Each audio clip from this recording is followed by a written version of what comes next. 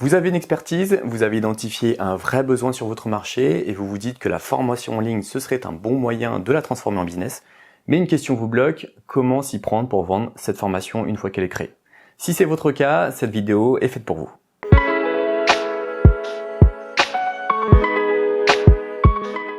Bonjour, c'est Paul de Perren et aujourd'hui on attaque un sujet qui revient assez souvent dans les projets qu'on accompagne. Comment vendre efficacement une formation en ligne? C'est un sujet vaste et je ne prétends pas du tout couvrir en quelques minutes. Ce que je veux faire avec vous, c'est partager les leviers concrets qui vont faire vraiment la différence sur le terrain. Pas de promesses miracles, pas de recettes magiques, juste ce qu'on observe au quotidien chez nos clients qui réussissent à se développer. On va passer en revue 5 grands sujets. Penser ses canaux de vente, choisir la bonne plateforme, garantir la qualité pédagogique, définir son pricing et aborder la question du financement public. L'idée, c'est qu'à la fin de la vidéo, vous repartiez avec une vraie feuille de route pour structurer votre projet. Allez, on y va. On commence par le sujet le plus important, même si c'est généralement pas celui qu'on a envie de traiter quand on a une expertise et que l'on souhaite la partager. C'est la vente. Beaucoup de porteurs de projets abordent les choses dans cet ordre. Je vais d'abord créer ma formation et ensuite je vais voir comment la vendre. Et c'est exactement ce qu'il faut éviter. Parce qu'on peut avoir la meilleure plateforme du marché, le contenu pédagogique le plus solide, l'expertise la plus pointue. Si personne ne tombe sur votre formation, vous ne vendez rien. C'est aussi simple que ça. Donc avant même de créer votre premier contenu learning, je vous invite à prendre le temps de répondre à ces 3 questions. Première question, qui est précisément votre client cible? Et là, je ne parle pas d'une cible large comme les pros qui veulent monter en compétences. Je parle d'un persona ultra précis. Sa fonction, son secteur, sa frustration aujourd'hui, ce qu'il a déjà essayé mais qui n'a pas fonctionné, ou encore son budget. Plus c'est précis, plus c'est efficace. Deuxième question, où ces personnes passent-ils leur temps en ligne? Sur LinkedIn, sur Instagram ou TikTok, dans les newsletters spécialisés, sur des forums métiers? C'est là que vous allez devoir aller à leur rencontre. Et troisième question, quel est leur niveau de prise de conscience? Est-ce qu'ils savent déjà qu'ils ont besoin de se former ou est-ce qu'il faudra d'abord les éduquer sur leurs problèmes? Parce que ces 2 situations demandent des stratégies d'approche très différentes. Une fois que vous avez répondu à ces 3 questions, vous pouvez choisir vos canaux. Très rapidement, les principaux canaux pour vendre une formation en ligne, ce sont le SEO, c'est-à-dire le référencement naturel sur les moteurs de recherche. C'est durable, mais long à porter ses fruits. Il faut généralement compter au moins 6 à 12 mois si vous partez de zéro. La publicité payante, qui apporte des résultats rapides, mais qui demande du budget et une offre déjà rodée. Les réseaux sociaux organiques, gratuits en cash, mais coûteux en temps, et qui exigent une vraie régularité. Et enfin, tous les leviers qui consistent à utiliser votre audience, si vous avez la chance d'en avoir une, ou celle de quelqu'un d'autre. Partenariat, affiliation, webinaire, podcast, c'est souvent un levier sous-exploité alors qu'il offre généralement un fort taux de conversion. Le piège, c'est de vouloir tout faire à la fois. Mon conseil, choisissez 1 ou 2 canaux principaux en fonction de votre profil et de votre cible, et maîtrisez-les à fond pendant 6 mois avant d'en ajouter un autre. Mieux vaut être excellent sur un canal que moyen sur 4. Deuxième sujet, la plateforme. Et c'est un point sur lequel je voudrais déconstruire une idée reçue. On voit beaucoup de classements en ligne du type les 10 meilleures plateformes. Le problème, c'est que dans l'absolu, il n'y a pas de meilleure plateforme. Il y a la plateforme qui correspond à votre projet et celle qui ne correspond pas. Une plateforme parfaite pour un coach indépendant qui vend en direct à des particuliers ne sera pas adaptée à un organisme de formation B2B qui vise le financement Calliope. Et inversement. Donc le bon réflexe, ce n'est pas de chercher la plateforme la plus complète, c'est d'identifier les 2 ou 3 critères vraiment critiques pour votre projet et de choisir en fonction.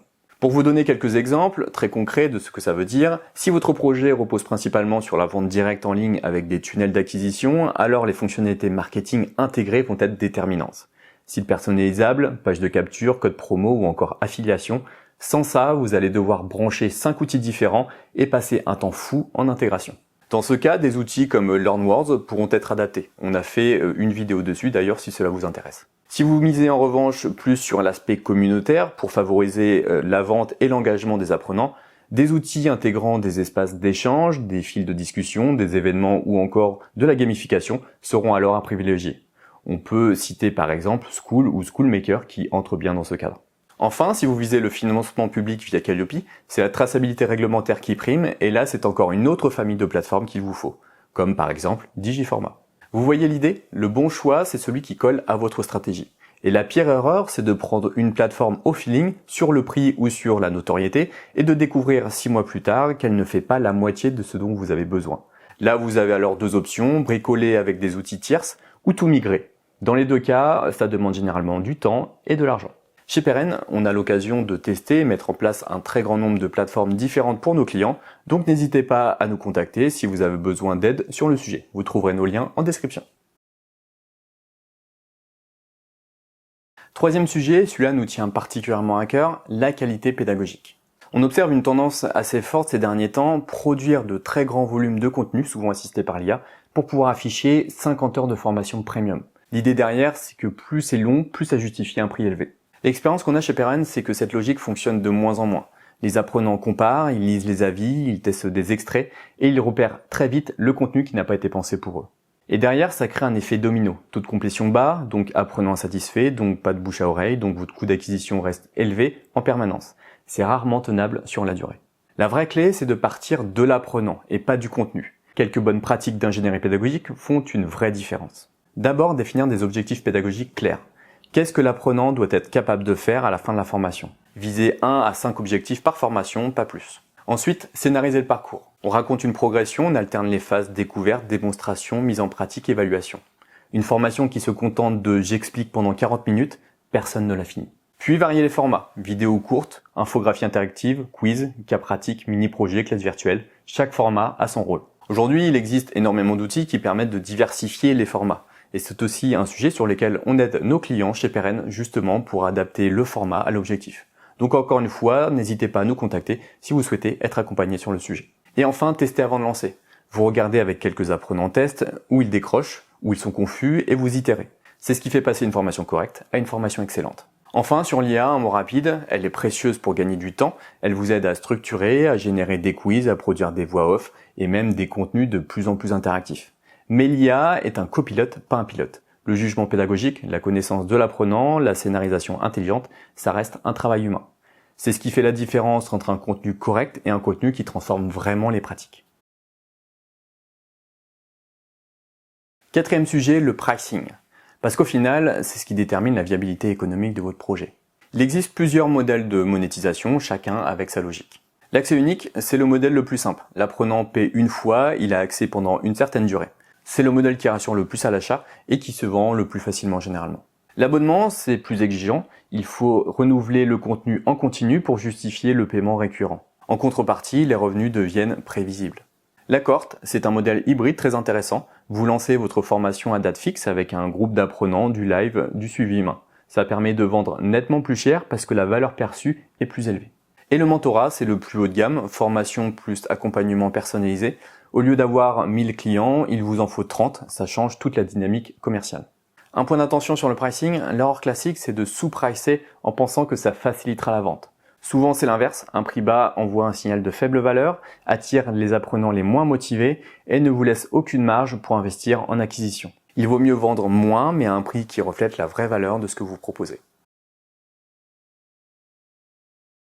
Dernier sujet, c'est une question qu'on nous pose régulièrement, le financement public. L'idée séduit parce qu'elle ouvre l'accès à un marché énorme, avec des paniers moyens souvent plus élevés, CPF, OPCO, France Travail. Sur le papier, c'est très tentant. Mais il y a une nuance importante à connaître. Pour accéder à ces financements, vous devez être certifié Calliope. Et Calliope exige un certain nombre de choses, une analyse du besoin avant inscription, un parcours pédagogique adapté à l'apprenant, un suivi humain, des évaluations formalisées, une traçabilité complète. Et là, il faut être honnête, ces exigences se concilient assez mal avec un modèle 100% e-learning où l'apprenant achète son accès en 3 clics et démarre seul. Les deux logiques tirent dans des directions opposées. Donc soyez lucide sur votre projet. Si votre objectif c'est de vendre du e-learning pur en self-service avec un tunnel de vente automatisé, le financement public sera probablement plus contraignant que rentable, en tout cas au démarrage. En revanche, si vous êtes prêt à intégrer une part d'accompagnement humain, des entretiens en début et fin de parcours, un peu de visio, alors le financement peut véritablement décupler votre business. Ce sont deux modèles économiques différents avec leurs propres règles. Le tout, c'est d'être au clair dès le début sur le modèle vers lequel vous voulez aller, parce qu'il conditionne tous vos autres choix, la plateforme, le format des contenus ou encore votre pricing. Voilà, on arrive au bout de cette vidéo. Si je devais résumer en 3 idées, 1. Pensez vente avant de produire votre formation. C'est ce qui fait la plus grosse différence entre les projets qui décollent et ceux qui restent en rade. 2. Choisissez votre plateforme en partant de votre projet, pas de classement générique. La bonne solution dépend de votre stratégie, pas d'un comparatif. Et 3. Misez sur la qualité pédagogique, pas sur le volume. Vos meilleurs commerciaux, ce sont vos apprenants satisfaits. Et enfin, si vous souhaitez être accompagné dans la création de votre académie ou de vos ressources e-learning, n'hésitez pas à nous contacter chez Peren, vous trouverez nos liens en description. Voilà, j'espère que cette vidéo vous a été utile. Si c'est le cas, n'hésitez pas à vous abonner à la chaîne. On poste toutes les semaines des contenus liés à la formation. Moi, je vous dis à très vite. Ciao!